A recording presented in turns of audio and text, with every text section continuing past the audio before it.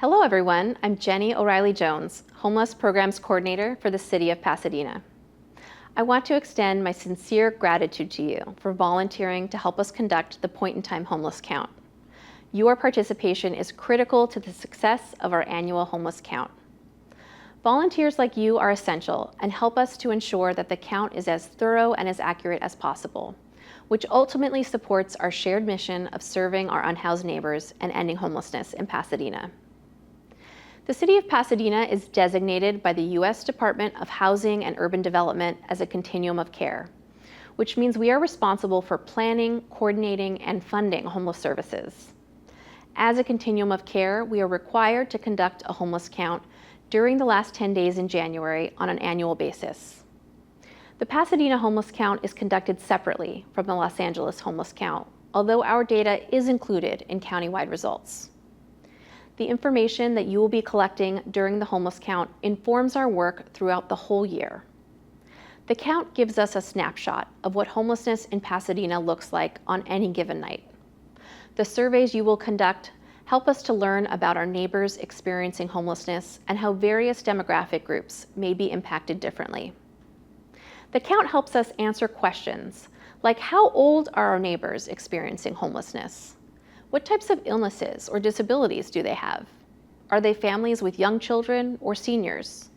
Are certain groups falling into homelessness at higher rates than others? All of this valuable information collected by you and your team members guides the work we do as a continuum of care.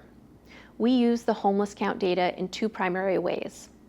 First, we use the data to direct the creation and expansion of homeless services in Pasadena. In recent years, homeless count data has supported the creation of new permanent supportive housing for seniors, the expansion of homelessness prevention programming for families, and an increase in street outreach and motel voucher programs for people living in certain priority locations, such as freeway embankments. The second way we use our homeless count data is to promote equity by conducting regular and ongoing equity assessments of the homeless services programming we already have. We want to be sure that services being provided in our city are reaching different demographic groups at rates similar to how each group is represented among our homeless population.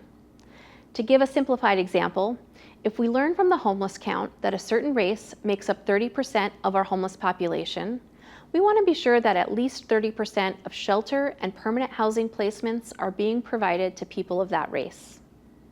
The demographic information which you will collect enables us to do these assessments and promotes equity in the provision of our limited resources.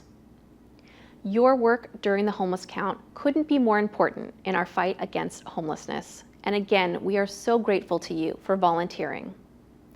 The homeless count may take place on a single night and morning in January, but your efforts support the planning, funding, and provision of homeless services in our city all year long. Again, we couldn't do this without you, and we thank you for your commitment and dedication to helping our unhoused neighbors.